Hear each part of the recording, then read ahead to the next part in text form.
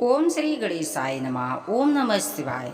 सावन का पावन महीना भोलेनाथ को प्रसन्न करने का सबसे श्रेष्ठ उपाय है शिव पुराण का पाठ सुनना, शिव पुराण का पाठ करना, भोलेनाथ की अर्चना करना, भोलेनाथ की शिव चर्चा करना, शिव चालीसा का पाठ करना। राधे कृष्ण फ्रेंड्स, कैसे हैं आप?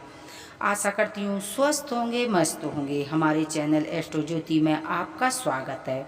आइए सुनते हैं शिव पुराण, जो कि आपने दूसरे अध्याय में सुना। नारद जी का घमंड किस प्रकार शिव जी ने तोड़ा। सुनते हैं तीसरा अध्याय। शिव गणों की बात सुनकर नारद जी वहां से उठकर एक पानी के भरे तालाब के पास जा पहुंचे। वहां जल के भीतर उन्होंने अपने मुख का प्रतिबिंब देखा। उन्हें अत्यंत आश्चर्य हुआ।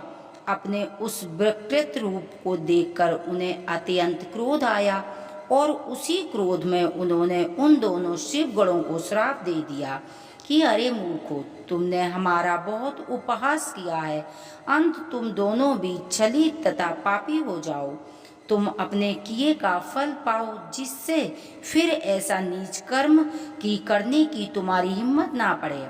नारद जी के मुख से श्राप ये सुनकर वे दोनों गण अत्यंत चिंतापूर्वक वहां से लौट अपने लोक जा पहुंचे और शिव जी की स्तुति करने लगे।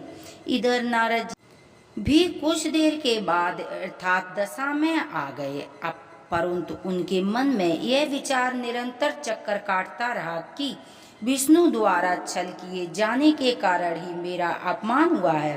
अंततः तो मैं विष्णु को श्राप दूंगा, अन्यथा अपने प्राण को त्याग दूंगा। हे ऋषियों, यह निश्चय कर नारद जी भगवान विष्णु के पास बैकुंठ धाम चल दिए।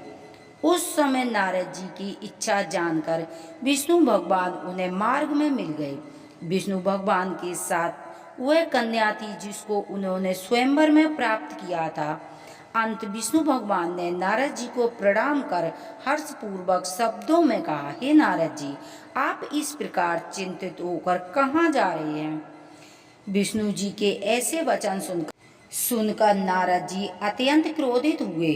उसी क्रोध अवस्था में नारद जी के मुख से यह शब्द निकले, हे विष्णु, तुम इस समय हमको अच्छे मिले। तुम बड़े छली हो। तुम्हारा वह छल जो तुमने दिति के पुत्रों के साथ मोहिनी रूप धारण करके अमृत को बांटने में किया था।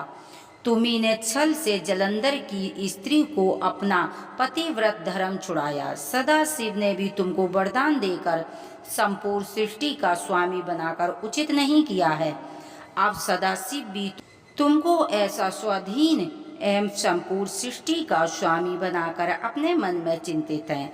अब हम सदाशिव की आज्ञा के अनुसार ही तुमको तुम्हारी कर्मों का फल देते हैं, जिससे तुम किसी भी भविष्य में फिर ऐसा काम ना करो। यदि तुमको सदाशिव ने वरदान दिया है, फिर भी हम तुमको केवल शिक्षा देने के लिए श्राप देते हैं। नारद जी ने इतना कहकर विष्णु जी को श्राप दिया, हे विष्णु, तुमने जिसके समान हमारा मुख किया था, वही बांदर तुम्हारी सहायता करेंगे। जिस स्त्री के लिए तुमने हमारा अपमान किया है, तुम उसी स्त्री के वियोग में अत्यंत दुखी होकर वन मन में घूमते फिरोगे। विष्णु जी ने यह सब सुनकर नारद जी के चरणों पर अपना मस्तक रख दिया, परंतु नारद जी ने उन्हें क्षमा नहीं किया। भगवान सदाशिव ने यह देखकर नारद जी के मन में अपनी माया हटा ली। उस समय न तो नारद जी की यह दशा रही और न वहाँ कोई स्त्री दिखाई दी। तब नारद जी ने आश्चर्यचकित होकर खेद प्रकट करते हुए कहा नहीं जा सकता है कि यह सब वेदांत सत्य है। यह मैंने इसे स्वप्न देखा है। फिर आपकी माया अपरंपार है, जिससे हम जैसे बुद्धिमान भी भ्रमित हो जाते हैं। कहते हुए नारद जी विष्णु जी के चरणों पर गिर पड़े। हे नारायण, आप मेरे श्राप से खंड कर दी, मेरे श्राप को खंड कीजिए तथा जो कठोर शब्द मैंने कहे हैं उस महापाप के लिए मुझे क्षमा कीजिए। यह सुनकर विष्णु जी ने कहा, हे नारद, तुमने सदाशिव के वचनों की जो अवज्ञा की है, यह सब उसी का फल मिला है। अब भी उचित है कि तुम चेतन होकर सदाशिव को महान समझो। वे ही तीनों स्वरूप को धारण करने वाले तीनों कार्यों द्वारा संपूर्ण सृष्टि का संचालन करते हैं। वे स्वयं प्रलय के स्वामी हैं। वे केवल सदाशिव के तप के कारण ही सबसे बड़े गिने जाते हैं। हे नारद, तुम उन्हीं सदाशिव की तपस्या करो, क्योंकि उनकी आराधना और तपस्या के बिना भी कोई परम पद प्राप्त नहीं कर सकता है। अब तुम्हें उचित है कि सब कुछ त्याग कर सदाशिव का भजन करो और उनके सतनामों का जाप करो। वे ही मेरी शक्ति हैं। तुम हृदय में शिव जी के चरणों का ध्यान रखकर देशाटन करो, जिससे तुम्हें दुख न होगा। तुम्हारे लिए उचित है कि समस्त भूखंडल पर भगवान सदाशिव की महिमा देखते हुए काशी जी को सिधारो। उसे रुद्र क्षेत्र, वाराणसी मुक्त क्षेत्र और महाशमशान भूमि भी कहते हैं। इतना कहकर विष्णु जी अंतर्ध्यान हो गए और नारद जी सदाशिव जी के पास चल दिए। मार्ग में वे दोनों गढ़ मिले, जो वे भी नारद जी के चरणों में गिरकर क्षमा याचना करते हुए बोले, हे ऋषिराज, हम ब्राह्मण नहीं हैं, अपितु सदाशिव के गढ़ हैं। हमने आपका बड़ा अपमान किया है, इसीलिए हमें अपना दास समझकर कृपा करें, क्योंकि हम अपने कर्मों का फल प्राप्त कर चुके हैं। नारद जी ने यह सुनकर खेद प्रकट करते हुए कहा, मेरी बुद्धि भ्रष्ट हो गई थी। सदाशिव की माया अपरंपार है। मैंने जो कुछ कहा है, हे शिव गणों, वह होकर ही रहेगा। परंतु मैं तुम्हें यह वर देता हूँ कि तुम दोनों भाई मुनि के वीर एवं राक्षस के गर्भ से उत्पन्न हो तथा बहुत प्रतापी होंगे। संपूर्ण सृष्टि पर विजय प्राप्त करोगे तथा अनेक प्रकार के भोग कर भी सदाशिव की भक्ति से अचेत न होगे।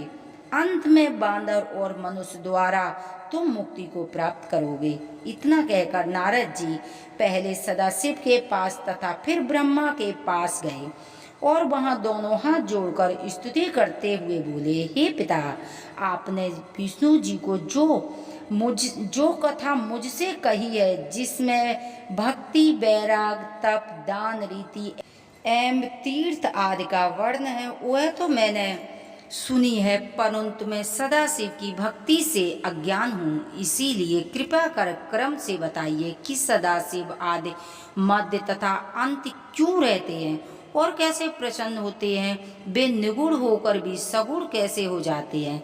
आप अपनी तथा विष्णु जी की उत्पत्ति के ऊपर भी प्रकाश डालिए। शिव और पार्वती के जितने भी चरित्र हों, कृपया करके उन पर भी प्रकाश डालिए, जिससे मुझे और आपको भी प्रसन्नता प्राप्त हो। शिव पुराण का तीसरा अध्याय यही विराम लेता है। चौथे अध्याय में शंकर जी और पार्वती का चरित्र सुनेंगे। सुनते हैं आरती। कर्पूरी गौरम करुणावतारम संसादिसारं भुजगेन्द्रहारं सदा वसन्तं हृदयारविन्दे भवं भवानी सहितं नमामि। तुमेव माता च पिता तुमेव बन्धु च सखा तुमेव विद्या शरणं तुमेव शरणं मम देवि देवा। सदा भवानी दायिनी गौरी पुत्री गणेश, पांच देव रक्षा करें ब्रह्मा विष्णु महेश। यदि आपको धन संबंधित कोई भी समस्या है तो इन सावन के पावन महीने में आप 8 मुखी रुद्राक्ष घर लाएं, उसे पंचामृत से स्नान करा के अभिमंत्रित करें। शिव मंत्रों से उसे अभिमंत्रित करेंगे। सावन में किसी भी दिन आप उसे लाल धागे में धारण करेंगे। आप देखेंगे कि जो धन संबंधित कोई भी समस्या है, आपके रास्ते बिलोकते, नौकरी नहीं होती, व्यापार नहीं चल रहा था, मान सम्मान कम था, आप देखेंगे कि अष्टमुखी रुद्राक्ष धारण करने मात्र से आपके जीवन में जो सुख समृद्धि का आप अनुभव करेंगे तरक्की के मार्ग खुलेंगे। आप जहाँ जाएंगे आपका मान सम्मान होगा।